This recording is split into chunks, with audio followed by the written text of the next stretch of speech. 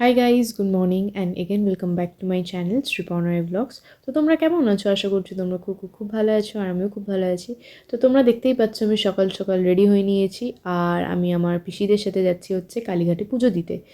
আমি লাস্ট কালীঘাটে যখন পুজো দিতে গেছিলাম তখন আমি ক্লাস 3-তে পড়ি কি 4-এ পড়ি, আর এখন কলেজের ফার্স্ট ইয়ার চলছে। তো এই যে আমার দিদি, ওখানে মাসি ঠাম্মা সবাই মিলে আমরা যাচ্ছি হচ্ছে কালীঘাটে পুজো দিতে। অ্যাকচুয়ালি ঠাকুর না চাইলে কোনো কিছুই সম্ভব নয়। তো এই যে হাসতে হাসতে আমরা কালীঘাটে পুজো দিয়েছি।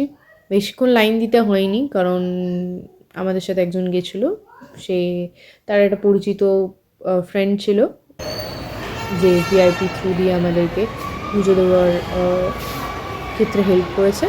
আর আশা করি তোমরা সবাই জানো যে মন্দিরের ভেতরে ফোন অ্যালাউড নেই, তাই বাইরে থেকেই যতটা পেরেছি ভিডিও নিয়েছি। আর এই রাধাকৃষ্ণর মূর্তিটা খুব সুন্দর ছিল, তাই ছোট্ট একটা ভিডিও নিয়েছি। আর তারপরে চলে গেছিলাম এখানে মহাদেবের মাথায় জল দিতে।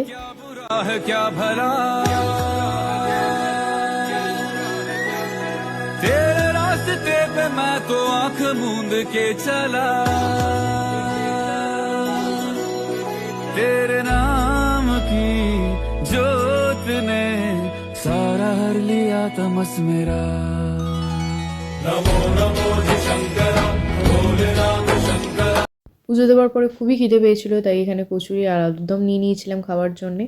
আর এই তো এখানেই আজকের ব্লগটা শেষ হচ্ছে। যদি ভিডিওটা ভালো লেগে থাকলে please do like, share, comment and subscribe to my YouTube channel Shriparnoy blogs.